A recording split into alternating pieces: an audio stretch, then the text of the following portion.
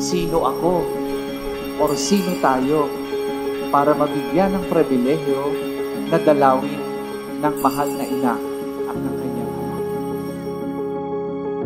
Sa kanyang pagdalaw sa atin at sa pag-alaala sa atin, tayo po ay taos-pusong nagpapasalamat at nagpupuri sa Panginoon.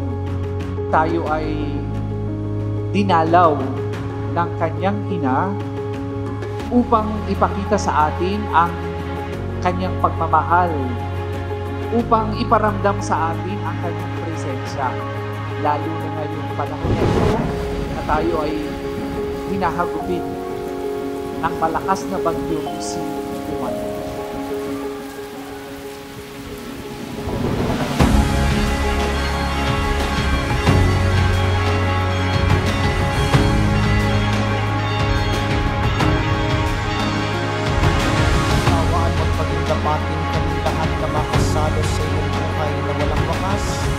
Kaysa ng mahal na Birheng Maria, ang ina ng Diyos, ang Birhen ng Fatima ng Pinakayan, kaysa ni San Jose ang kanyang esposo, ng mga apostol at ng lahat ng mga banal, Santo Padre Pio, aming patron, na namuhay dito sa daigdig ng kadugot-dugot sa iyo, maipag-iwag nawa namin ang pagpupuri sa ikararangan mo, sa pamamagitan ng iyong anak na aming Panginoong Jesucristo.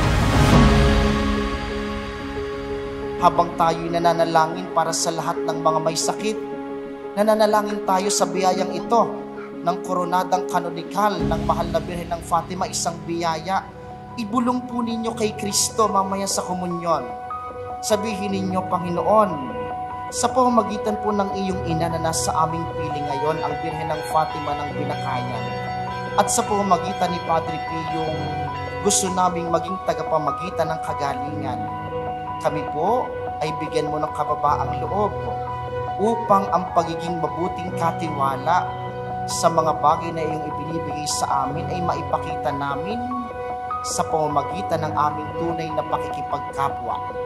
Yung nagmamahal, yung nagpapatawad, yung umuunawa. Mga palatandaan ng tunay na biyayang kakamtin natin pagsapit natin sa kalangitan sa huling sandali ng ating buhay.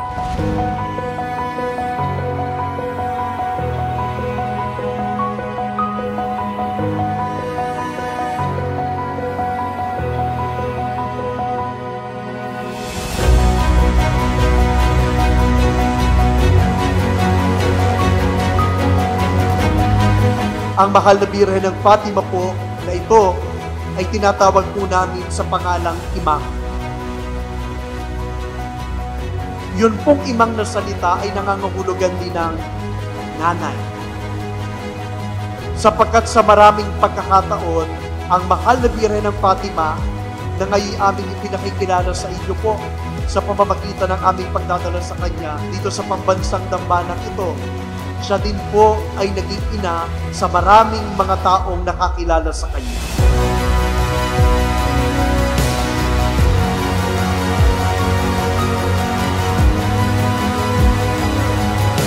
Saan po ba tayo dadalhin ni Padre Pio? Kundi kay Jesus. Saan po ba tayo dadalhin ng mahal na Birhen? Kundi kay Jesus na kanyang anak.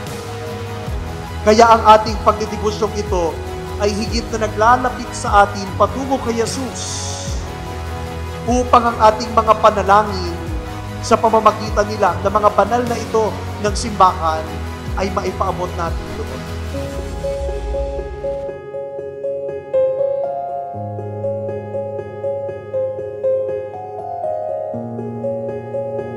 Alam nyo, si Imang nagsimula siyang walang bahay. Siya mismo ang gumawa ng paraan upang magkaroon siya ng simbahan.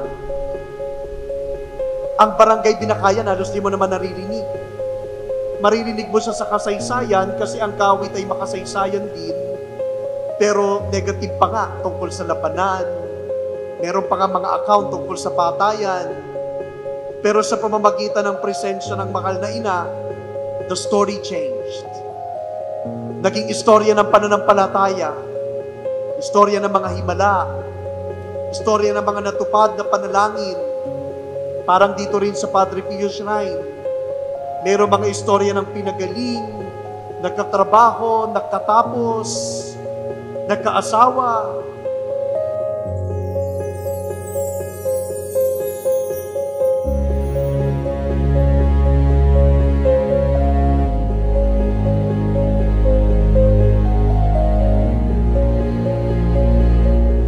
At marami pang mga himalang naganap na nung una ikinakatok lamang sa mahal na Birhen at nakikiusap, pagdasal mo kami kay Lord, at katulad ng isang ina, sapagkat siya ngay imang, nanay, nakakarating sa kanyang anak na si Jesus.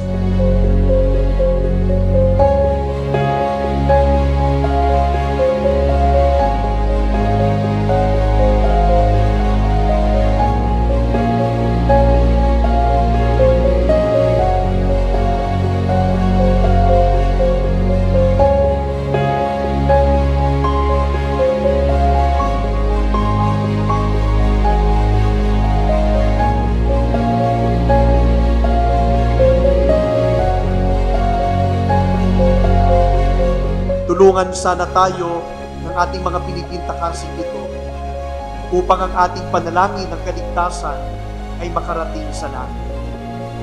Maraming salamat po sa init ng pagtanggap sa mahal na Birhen. At sana'y dumating din ang panahon na kayo rin ay makadalaw sa amin doon po sa kanila.